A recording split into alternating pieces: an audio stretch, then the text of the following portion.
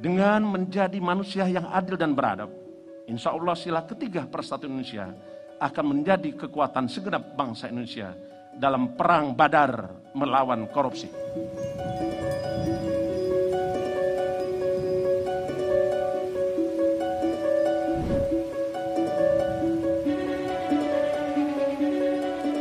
Kami yakini apa yang KPK lakukan sesuai dengan amanat dan kewajiban sebagaimana diperintahkan dan dimandatkan dalam undang-undang.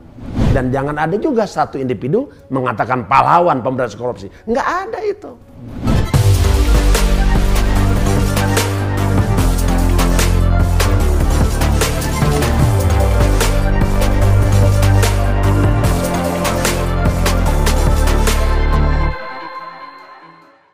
Assalamualaikum Pak Firly, apa kabar Pak?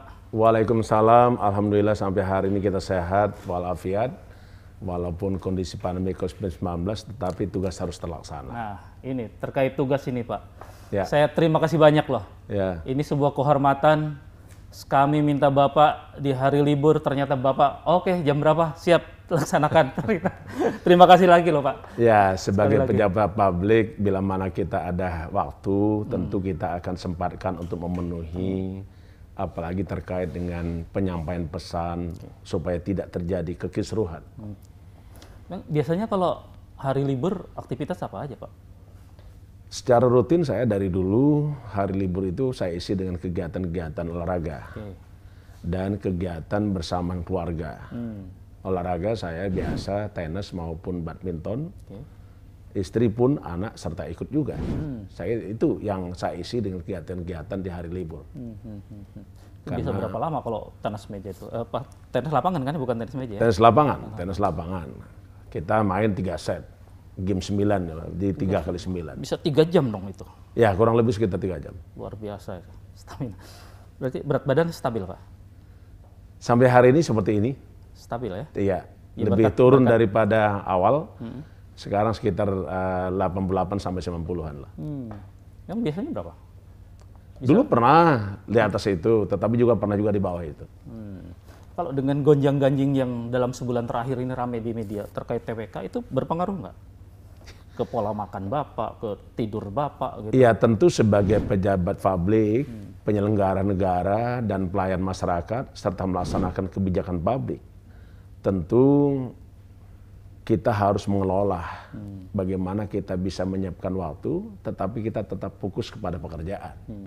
Tidak boleh juga karena suasana pekerjaan kita jadi gagal. Karena suasana hiruk pikuk, kita tidak fokus dalam pekerjaan. Saya kira itu. Termasuk hobi juga ya Pak? Harus. Karena saya tahu kan beberapa waktu lalu Bapak salah satu hobinya ini bikin nasi goreng tuh, masak ya Pak ya? Ya. Masih juga itu dilakukan Pak?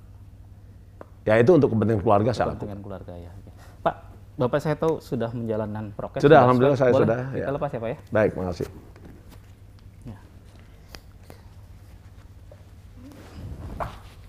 Pak Firly, terkait gonjang-ganjing ini kan muncul macam-macam tuduhan nih ke Bapak.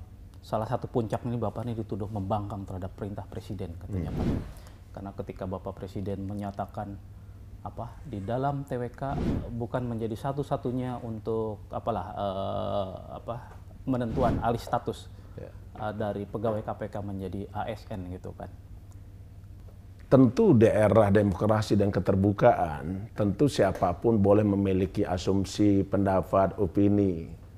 Tetapi yang pasti, apapun yang disampaikan, kita tidak boleh melakukan pelanggaran hukum. Itu prinsip. Yang kedua adalah apapun yang kita lakukan, itu harus berdasarkan hukum. KPK di dalam rangka pelaksanaan tugasnya, terutama amanat Undang-Undang 19 2019, di situ diamanatkan bahwa pegawai KPK adalah aparatur sipil negara. Maknanya itu adalah perintah undang-undang. Sehingga siapapun yang ada di KPK, apakah pimpinan KPK, Dewan Pengawas KPK, pegawai KPK, harus tunduk dengan perintah undang-undang itu. Karena itu mandat. Apalagi disebutkan bahwa pelaksanaan pengalihan pegawai KPK menjadi ASN, waktunya 2 tahun. Artinya KPK memiliki waktu yang sangat singkat harus selesai. Sehingga kami melakukan kegiatan-kegiatan terkait dengan proses pengalihan pegawai KPK menjadi ASN. Dan tentu mengikuti Undang-Undang 19 mengikuti apa yang diamanatkan oleh PP Peraturan Pemerintah 41 tahun 2020 dan tunduk kepada segala peraturan perundang-undangan terkait dengan aparatur sipil negara dan manajemen aparatur sipil negara. Undang Nomor 5 tahun 2014 dan PP Nomor 11 tahun 2017. Itu yang kami laksanakan. Kami fokus dengan arahan Presiden terkait dengan proses pengalihan pegawai KPK menjadi ASN. Karenanya arahan Presiden itu kami jadikan pedoman untuk kami tindak lanjuti dengan berbagai kementerian lembaga.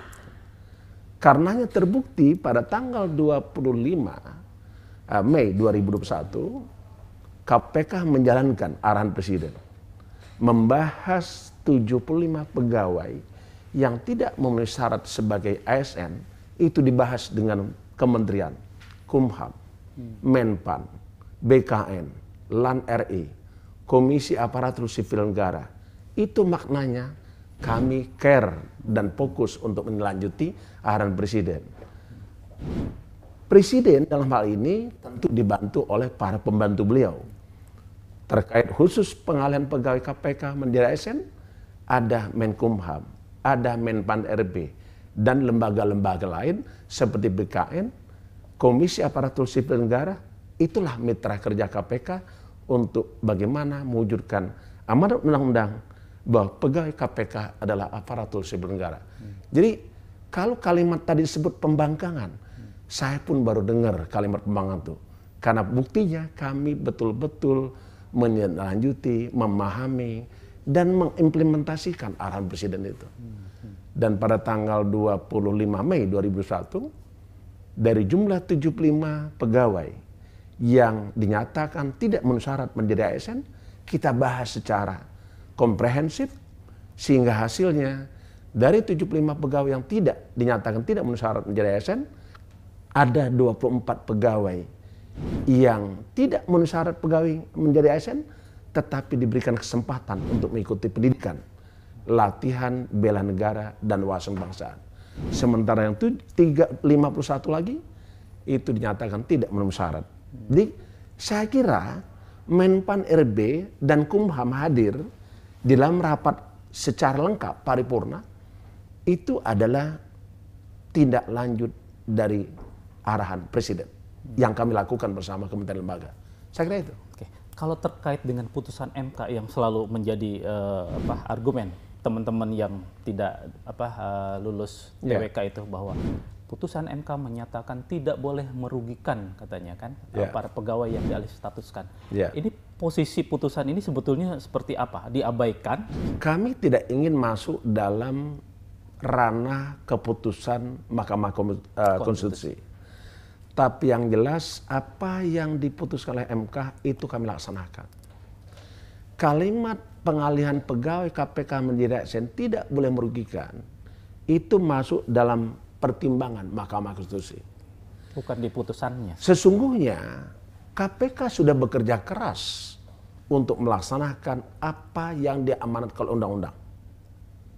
Dan kami juga sudah bekerja keras bagaimana supaya tidak merugikan pegawai. Saya ambil contoh. Di dalam Undang-Undang Nomor 5 tahun 2014 dan Peraturan Pemerintah Undang-Undang Nomor 11 tahun 2017 disebutkan bahwa syarat jadi pegawai aparatur sipil negara itu cukup banyak. Di antara misalnya setia kepada Pancasila dan Undang-Undang 45, NKRI dan pemerintah. Itu satu. Yang kedua, usianya tidak boleh lebih dari 35 tahun. Yang ketiga adalah tidak boleh diberhentikan dengan hormat, baik 3 hormat bagi dari keanggotaan TNI, Polri maupun pegawai negeri sipil. 2 syarat ini oleh KPK bekerja sama dengan kementerian lembaga itu diabaikan. Tidak, umur 35 tahun lebih dari itu tidak apa-apa, masih boleh.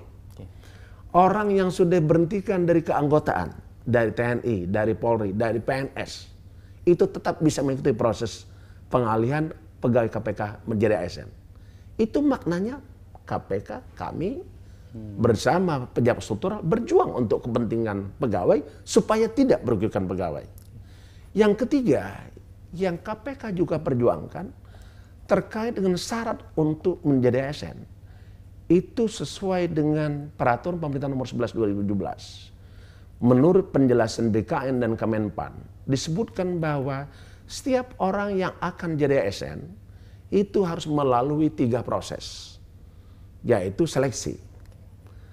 Satu ada seleksi tes yang kita kenal dengan tes intelektual umum. Kedua, tes terkait dengan kompetensi pribadi. Ketiga adalah tes wawasan kebangsaan. Tes kompetensi bidang. Tes intelektual umum ini tidak diberlakukan lagi oleh Menpan dan BKN kepada pegawai KPK. Karena dianggap sudah. Berarti tidak merugikan. Kedua adalah tes tentang kompetensi pribadi. Juga tidak dilakukan lagi. Yang belum dilakukan adalah tes wawasan kebangsaan. Itulah yang dilakukan. Jadi kami yakini apa yang KPK lakukan sesuai dengan amanat dan kewajiban sebagaimana diperintahkan dan dimandatkan dalam undang-undang. Saya kira itu, Mas Anjat. Pak, kalau yang tadi terkait syarat usia, syarat segala macam itu sebetulnya untuk calon pegawai yang baru atau yang seperti yang mereka pegawai KPK itu? Di dalam undang-undang di situ disebut pegawai baru atau pegawai lama. Orang mau jadi ASN syaratnya seperti itu. Kita dari pegawai KPK, sebagaimana PP 63 2005, pegawai KPK itu ada 3. 1 pegawai tetap KPK, 2 pegawai tidak tetap KPK, ketiga ada pegawai negeri yang dipekerjakan. Nah, pegawai negeri yang dipekerjakan dikecualikan, tidak perlu lagi melalui proses pengalihan. Karena sesuai dengan peraturan pemerintah nomor 41 tahun 2020, disebutkan yang mengikuti pengalihan pegawai KPK menjadi ASN hanya 2. Pegawai tetap dan pegawai tidak tetap. Syarat jadi ASN disebutkan. Usia maksimal 35 tahun. Tapi itu diabaikan. Syarat jadi ASN juga ada. Tidak boleh berhenti. Diberhentikan dengan hormat maupun tidak hormat. Dari keanggotaan TNI, dari keanggotaan Polri, maupun pegawai negeri sipil. Pegawai kita banyak yang diberhentikan dari pegawai negeri sipil maupun dari anggota Polri. Tapi syarat itu diabaikan oleh BKN. Tidak apa-apa, Pak. Ini kita tunduk kepada undang-undang dan ketentuan semua. Saya kira gitu, Mas Ajat. Nah, terkait TWK-nya itu, Pak, tes wawasan kebangsaan. Ini kan yang paling diributkan materi ujiannya gitu kan. Kalau melihat keseharian mereka gitu kan, katanya kan, loh, kami 12-an tahun memberantas korupsi. Bukankah itu bagian dari pengamalan nilai-nilai Pancasila, katanya kan? Bagian dari amanat reformasi kami jalankan. Kenapa hanya lewat tes yang berlangsung hanya sekian menit misalnya atau sekian jam kami langsung dinyatakan gugur, kami dinyatakan merah, tidak bisa lagi diperbaiki semacam itu, Pak? Ya, terkait dengan pelaksanaan tugas pokok atau tugas itu adalah terkait kompetensi pribadi. Bagaimana kita bisa melakukan pekerjaan, how to do. Ya. Kecakapan pribadi. Ya kan? Misalnya melakukan pemeriksaan terhadap tersangka atau saksi, tentu kemampuan bertanya, kemampuan pengetahuan hukum, pengetahuan kemampuan tentang komunikasi, kemampuan bagaimana kita bisa menggali keterangan. Nah, tes wawasan kebangsaan bukan itu yang digali. Tes wawasan kebangsaan menurut BKN dan tim asesor yang digali dari tes wawasan kebangsaan 3. Pertama, digali tentang integritas kebangsaan dalam wujud kesetiaan kepada Pancasila, Undang-Undang Dasar 45, NKRI dan pemerintah. Itu integritas kebangsaan. Yang kedua adalah netralitas. Apakah kita ini memiliki kepribadian atau sikap netral, tidak terpengaruh oleh suatu kekuatan, tidak terpengaruh oleh suatu kelompok. Yang ketiga adalah yang diungkap juga dalam tes wawasan kebangsaan, ingin melihat apakah kita bebas dari organisasi terlarang, baik itu pemerintah ataupun oleh undang-undang, atau bebas dari radikalisme. 3 itu menurut penjelasan dari BKN terkait dengan suasana kebangsaan dan yang diungkap, yang ingin diketahui. Jadi jauh berbeda dengan yang tadi disampaikan. Kami sudah mengungkap kasus korupsi sekian. Yes, kita punya kompetensi di bidang itu. Tetapi terkait yang 3 tadi, itu tentu ada syarat, kriteria, mekanisme maupun prosedur. Contoh begini, penyidik KPK atau penyelidik KPK melakukan OTT, operasi tangkap tangan. Misalnya Kang Ajat ketangkap langsung, ada uangnya, barang buktinya ada, ditangkap kan? Seharusnya kalau kita mengabaikan kriteria, syarat dan prosedur, due process of law, terus bagaimana cara mainnya kita abaikan, kan tidak perlu diperiksa Kang Ajat. Kang Ajat sudah menerima suap dari seseorang, uangnya ada, yang ngasih ada, yang menerima ada. Tidak perlu. Tapi faktanya tetap penyidik KPK harus meminta keterangan kepada Kang Ajat. Mem-BAP. BAP. Tetap minta keterangan daripada saksi-saksi. Benar nggak Kang Ajat telah menerima sesuatu, suap atau apa, dari seseorang yang terkait dengan pekerjaan Kang Ajat, apakah melakukan atau tidak melakukan, atau telah melakukan sesuatu. Itu proses, mekanisme. Kayak saya misalnya kan, atau kawan-kawan yang telah mengabdi di bangsa negara ini. Pangkatnya mungkin sudah, pangkatnya anggap saja mungkin sudah perwira tinggi. Mungkin orang bilang, apa yang diragukan lagi kepada saya? Tapi karena dia walaupun dia pangkat tinggi, tidak bisa dia jadi polisi kan? Kalau anda di angkatan darat, sama dengan polisi.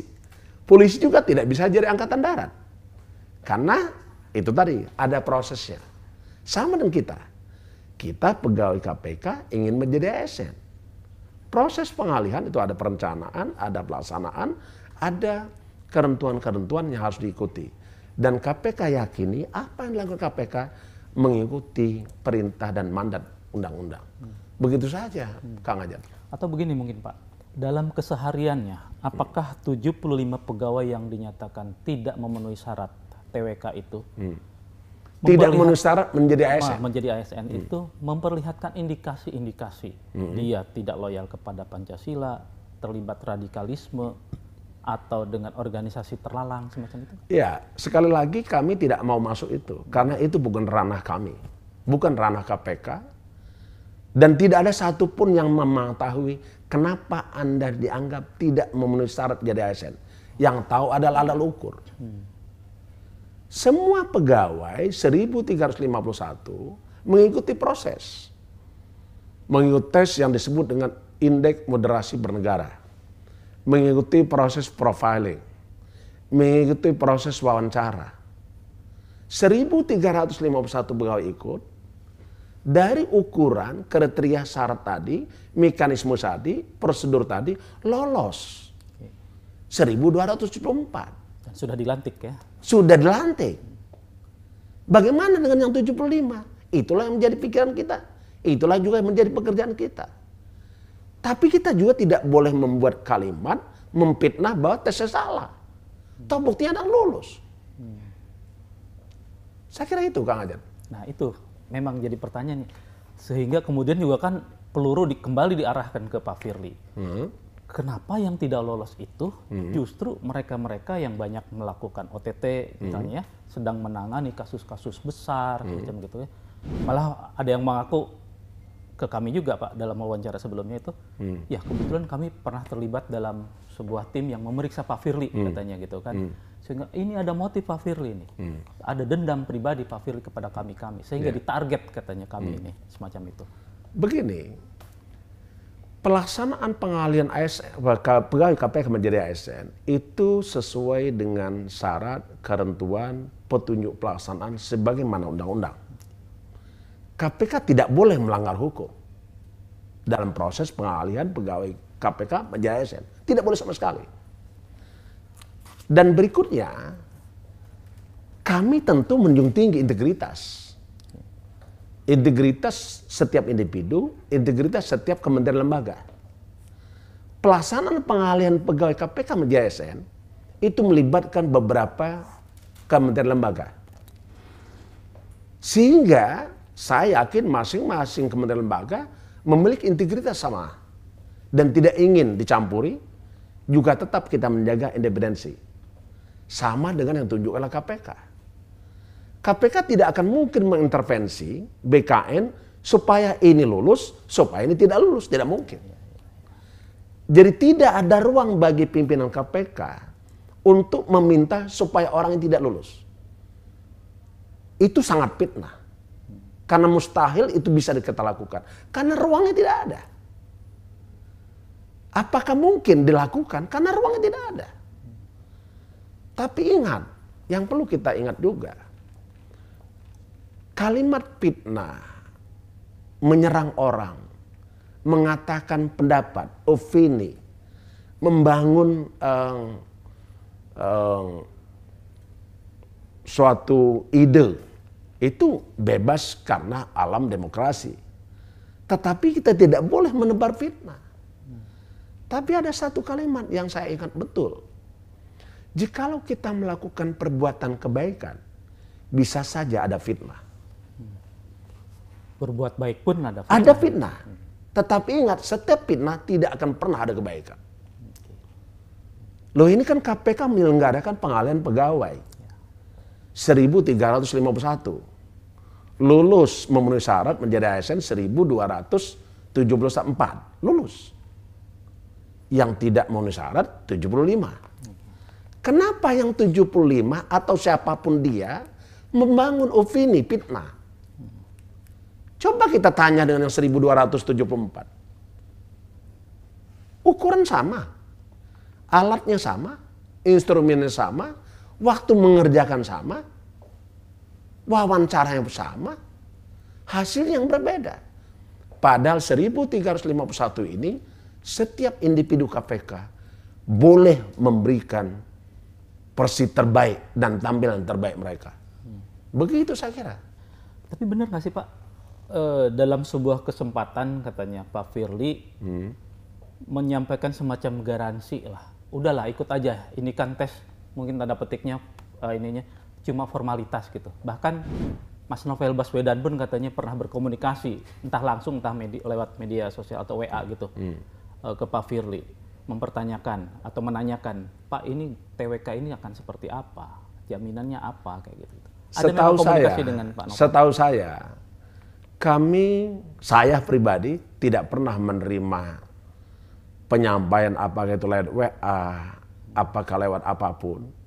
Tidak pernah kalau ke kami. Tapi kalau ke pemimpin lain mungkin saja. Tapi kepada kami tidak ada. Itu satu.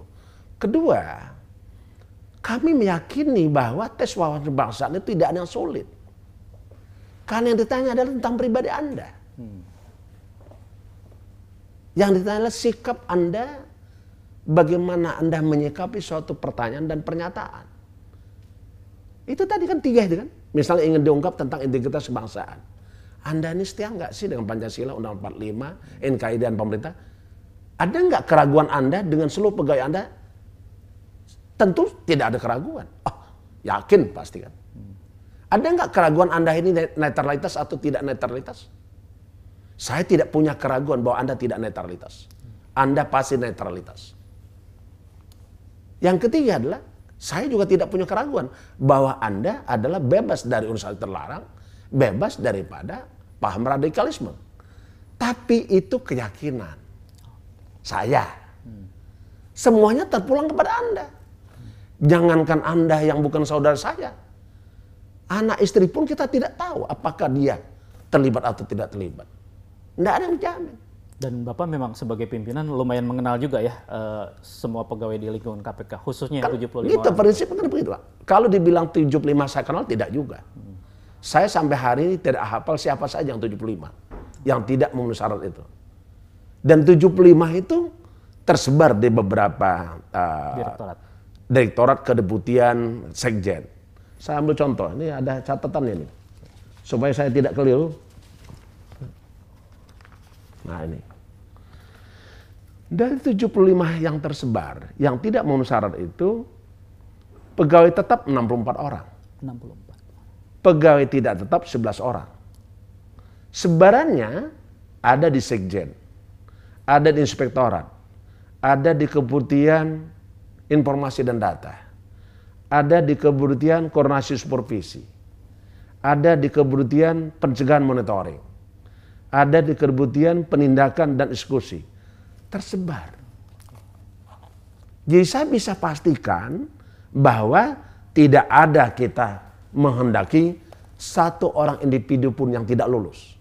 Bahkan, saya kasih tahu ini, hari Selasa tanggal 25 Mei 2021, saat rapat lengkap dengan Kementerian Lembaga DBKN, opsi pertama saya katakan, apakah memungkinkan diberikan dispensasi 75 orang yang tidak memenuhi syarat dijadikan ASN?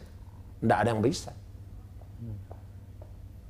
Tapi rapat panjang dari jam 9 sampai jam 5 sore, jam 3 sore, menghasilkan keputusan. Adalah yang diberikan kesempatan, walaupun sesungguhnya tidak memenuhi syarat menjadi ASN, tapi diberikan kesempatan untuk mengikuti pendidikan latihan, bela negara dan wawasan kebangsaan untuk menjadi ASN. Sebanyak 24. Jadi tidak ada pengabaian arahan presiden, tidak ada. Saya ingin pastikan. Semua arahan itu kita kerjakan. Dan Bapak juga sebetulnya sudah ikut memperjuangkan atau menunjukkan kepedulian terhadap nasib 75 Saya tidak pegawai. ingin mengatakan itu. Biarlah orang lain tahu apa yang kita lakukan. Tapi yang pasti adalah kita tidak pernah terpengaruh dengan isu gonjang-ganjing. Kita tetap fokus dengan tugas pokok KPK. Dan kita tidak pernah membawa rasa dendam. Yang kita bawa adalah semangat memberantas korupsi. Itu saja, Mas. Nah, itu menarik ini Pak. Semangat memberantas korupsi. Karena Bapak kemarin di pidato setelah pelantikan ASN itu ya, 1 Juni. Mari kita bersama melakukan perang badar dalam pemberantasan korupsi. Ini banyak yang terhenyak juga. Ini benar nih, Pak Firly. Kok jadi Islami benar ya katanya. Jangan-jangan dia nih yang radikal katanya. Udah bawa-bawa inian agama segala semacam itu. Gimana dasarnya sampai menggunakan idiom perang radikal perang badar itu, Pak? Semangatnya yang harus kita ladani. Semangat memberantas korupsi tak ada henti. Semua orang harus dilibatkan. Karena sebenarnya di dalam Undang-Undang 19 2019 disebutkan bahwa pemberantasan korupsi adalah serangkaian tindakan pencegahan dan pemberantasan yang dengan melalui mulai dari koordinasi, supervisi, monitoring, penyelidikan, penyidikan, penuntutan, melibatkan masyarakat berdasarkan undang-undang. Kalimat melibatkan masyarakat itu berarti semua orang harus ikut. Tidak akan pernah pemberantasan korupsi itu sukses kalau hanya dikerjakan oleh hanya satu lembaga. Apalagi kalau hanya dikerjakan oleh satu orang. Tidak ada, Mas. Siapapun boleh berganti, tapi semangat pemberantasan korupsi itu tidak pula henti. Harus terus bergelora. Dan jangan ada juga satu individu mengatakan pahlawan pemberantasan korupsi. Nggak ada itu. Nggak ada. Tapi gini Pak, ini kan 75 pegawai yang tidak lulus ini disebut sebagai para senior gitulah, rekam jejaknya begitu jelas. Banyak yang pesimis. Kalau tanpa mereka, apa iya yakin perang badar ini bisa berjalan dengan firm gitu kan? Mengingat ya senioritas, rekam jejaknya pasti akan sedikit terganggu lah KPK ini. Sementara untuk rekrutmen para penyidik baru juga butuh waktu semacam itu. Begini, kita tidak boleh menampilkan jasa dan peran individu-individu. Yes. Tetapi sebaliknya, kita juga tidak boleh menggantungkan harapan pemberantasan korupsi terhadap individu. Karenanya pemberantasan korupsi dilaksanakan secara sistem. Semua pegawai tunduk pada sistem. Semua pegawai bekerja sesuai sistem. Artinya, tidak ada pekerjaan pemberantasan korupsi itu bisa terganggu karena individu-individu. Karena sistemnya berjalan. Karena itu KPK memegang teguh tugas pokok KPK ada 6. Karena kalau kita bicara tentang pemberantasan korupsi tidak hanya dilihat dari berapa banyak orang ditangkap, berapa banyak orang yang kena OTT, bukan. Karena pada prinsipnya pemberantasan korupsi itu mulai dari satu, melakukan pencegahan supaya tidak terjadi korupsi. Kang Ajat bisa bayangkan, kalau tidak ada orang melakukan korupsi, pasti tidak ada kerugian negara. Kalau semua orang, lembaga, kementerian diperbaiki sistemnya, maka tidak ada kesempatan untuk melakukan korupsi. Karena sistem yang baik itu tidak bisa dilakukan korupsi. Korupsi terjadi apabila sistemnya itu buruk, sistemnya itu gagal, dan sistemnya lemah. Teori menyebutkan corruption because of failed, bad, or weak system. Korupsi disebabkan karena gagal, buruk, dan lemahnya sistem. Makanya KPK melalui Kementerian Pencegahan dan Monitoring melakukan perbaikan sistem di kementerian lembaga. Yang kedua, KPK juga melakukan koordinasi dengan instansi yang berwenang melakukan pemberantasan korupsi dan instansi yang melakukan pelayanan publik. Kenapa di titik-titik pelayanan publik ini sering terjadi korupsi? Karena sistemnya ramah dengan koruptor. Karena itu KPK membangun supaya sistemnya tidak ramah dengan koruptor. Kita buat perbaikan sistem itu. Yang ketiga, KPK melakukan monitoring atas penyelenggaraan pemerintahan negara. Maknanya KPK tidak bisa hanya diri sendiri, bekerja sendiri, tetapi harus melibatkan kementerian lembaga. Karena itu KPK bersinergi dengan kementerian lembaga, dengan seluruh pihak supaya tidak terjadi korupsi. Kita lakukan perbaikan itu. Yang keempat, baru KPK melakukan supervisi kepada instansi yang berwenang melakukan pemberantasan korupsi, baik itu kejaksaan maupun kepolisian. Dan terakhir adalah KPK melakukan penyidikan penuntutan terhadap seluruh tindak pidana korupsi. Yang keenam, KPK melaksanakan putusan hakim dan pengadilan yang telah mempunyai putusan tetap. Nah, 6 tugas pokok ini dikerjakan oleh KPK. Untuk apa? Supaya pemberantasan korupsi bisa berhasil guna dan berdaya guna. Supaya Indonesia betul-betul bebas dari korupsi. Dengan siapa kerjanya? Nah, KPK satu jari, tapi beramai-ramai dengan jutaan jari anak bangsa. Supaya korupsi tidak terjadi. Itu dengan media, Pak ya? Termasuk dengan media. Nah, saya kira itu. Apalagi media kan punya peran penting. Media itu tidak hanya distribusi informasi, tidak hanya sekedar memberikan pencerahan, tapi jauh dari itu, media adalah bagian daripada anak bangsa yang memiliki tanggung jawab bagaimana mencerdaskan kehidupan bangsa. Alinea keempat, Pembukaan Undang-Undang Dasar 1945 menjelaskan tujuan nasional salah satunya adalah mencerdaskan kehidupan bangsa. Jadi mudah-mudahan apa yang kita bahas hari ini bagian kecil dari sekian bagian besar mencerdaskan kehidupan bangsa. Pak, tadi Bapak menyinggung soal OTT. Ya. Ada yang menyebut seorang penyidik itu bilang, justru di masa Pak Firly menjabat sebagai deputi penindakan paling banyak melakukan OTT. Tapi setelah Pak Firly menjadi ketua KPK, memimpin KPK langsung, malah OTT ini berkurang. Ini berpengaruh nggak Pak terhadap tingkat kerugian negara yang berhasil diselamatkan atau potensi kerugian negara yang dicegah dengan berkurangnya OTT? OTT itu adalah salah satu alat dalam rangka pemberantasan korupsi melalui pendekatan penindakan. Tidak mengabaikan upaya lain untuk memberantas korupsi. Saya ingat betul tahun 2018 itu setidaknya 30 kali kita melakukan tap tangan. Terakhir itu tanggal 28 Desember 2018. Saya ingat karena saya nggak lebaran. Nggak Natal saya. Itu tanggal 28 Desember 2018. 30 kali kita lakukan OTT. Itu adalah sukses di bidang penindakan.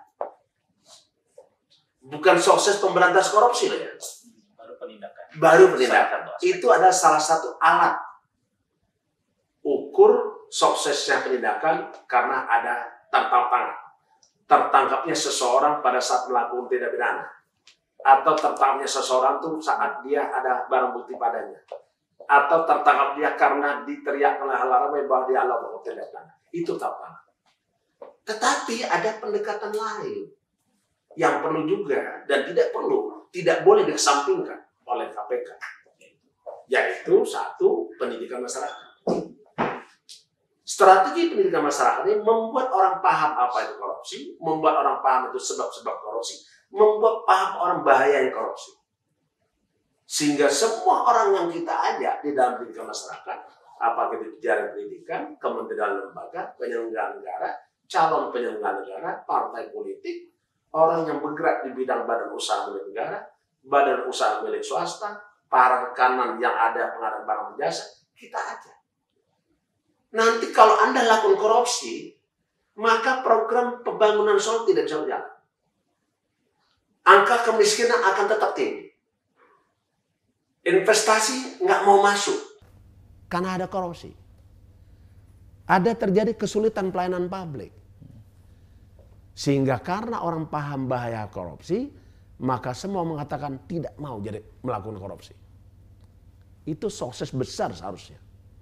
Orang tidak mau melakukan korupsi. Baru yang kedua adalah dengan cara pendekatan pencegahan, perbaikan sistem.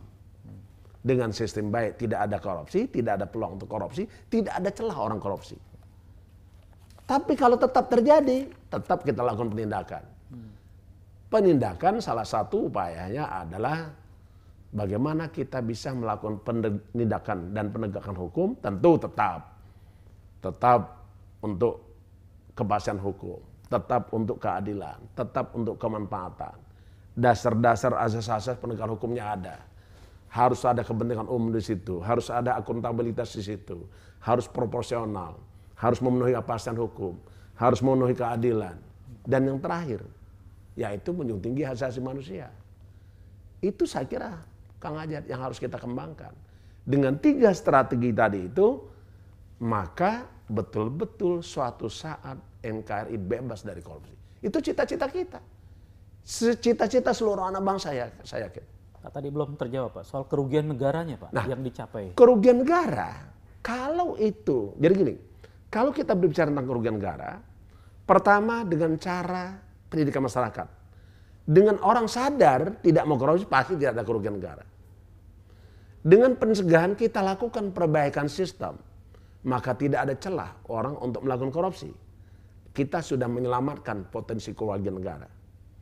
Tahun 2020, melalui pendekatan pencegahan, kita mampu menyelamatkan kerugian, potensi kerugian negara, 692,1 triliun.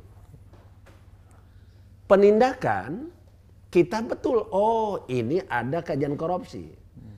Maka tujuan penindakan tidak hanya menjamin kepastian hukum, tidak hanya menjamin keadilan, tidak hanya mendatangkan manfaat, tapi kita sebanyak-banyaknya mengembalikan kerugian negara. Dan jangan hanya berpikir berapa lama orang itu di penjara, tapi seberapa besar uang kerugian negara itu kita bisa kembalikan kepada negara. Saya kira itu. Semasa kepemimpinan Pak Firly berapa triliun berhasil dikembalikan? Kalau penyelamatan potensi kerugian negara itu kurang lebih sekitar 592,1 triliun. Penyelamatan potensi kerugian negara. Kalau dari aktivitas penindakan tahun 2020 kemarin, kalau selama KPK berdiri, saya tidak mau menyebut angkanya, tahun 2020 kemarin kurang lebih 293 miliar tahun 2020. Dari pendapatan negara bukan pajak itu kurang lebih sekitar 132 miliar. Itu data yang ada. Tapi lebih lengkapnya nanti saya kasihkan capaian kinerja KPK tahun 2020. Pak, salah satu praktek korupsi yang lumayan akut sebetulnya kan yang melibatkan partai politik, gitu kan. Dalam upaya mencegah ini Pak, apa saja yang dilakukan oleh KPK supaya para elit partai ini tidak melakukan atau tidak lagi terlibat korupsi? Ya. Apa Pak? Ya. KPK di dalam rangka pemberantasan korupsi, sebagaimana tadi saya sampaikan dari 3 pendekatan atau strategi. Dari segi pendekatan pendidikan masyarakat, yang kita sasar juga partai politik. Ya kan karena Bagaimana kita membangun partai politik yang berintegritas, itu satu. Yang kedua, di bidang partai politik, penyelenggaraan pemilihan umum maupun pemilihan kepala daerah, pilkada. KPK pun membuat program yang disebut dengan pilkada berintegritas. Pilih yang jujur dipilih. Kita buat. 2020 yang lalu kita melaksanakan kegiatan tersebut di 270 kepala daerah yang ikut pilkada 2020. Diikuti 883 pasangan calon. Dan tidak hanya berhenti di situ. Dalam 2 minggu terakhir, saya melalui Zoom meeting bertemu dengan 270 kepala daerah yang terpilih. Apakah itu dia petanahan maupun hasil pilkada atau kepala daerah baru. Itu kita kerjasama dengan Kementerian Dalam Negeri. Di samping itu KPK pun melakukan kajian terkait dengan pelaksanaan pilkada. Kita tentu berhitung berdasarkan survei harta kekayaan para calon kepala daerah itu tidak sebanding dengan berapa besar biaya yang ia keluarkan selama mengikuti kontestasi pilkada. Kurangnya sangat banyak. Gapnya sangat jauh. Cara nutupnya dari mana? Dari hasil survei kita, 82,7% para kepala daerah itu dibantu oleh donatur. Pertanyaannya, kenapa para donatur mau membantu para kepala daerah? Dari 3 tahun hasil survei, itu menunjukkan angka. Ada yang 72% mau membantu karena akan dapat kemudahan usaha dia, usaha yang bersangkutan. Ada juga 75% akan yakin banyak dibantu, melancarkan kegiatan usahanya. Itu kita ada surveinya. Dan kajian kita sudah kita sampaikan kepada pemerintah terkait alternatif untuk mengurangi biaya politik tinggi. Alternatif bagaimana kita bisa melakukan solusi supaya tidak terjadi lagi pengalaman pilkada seperti sekarang ini. Misalnya uang saksi, terus alat peraga kampanye pengadaannya. Kita sarankan, rekomendasikan itu dibebankan kepada negara. Tetapi tentu itu akan membuat besar juga pengeluaran APBN kita. Karena tidak mungkin bisa semua rekomendasi yang kita sampaikan automatically dilaksanakan oleh pemerintah. Saya ingat 2020 KPK memberikan 29 kajian. 65 rekomendasi.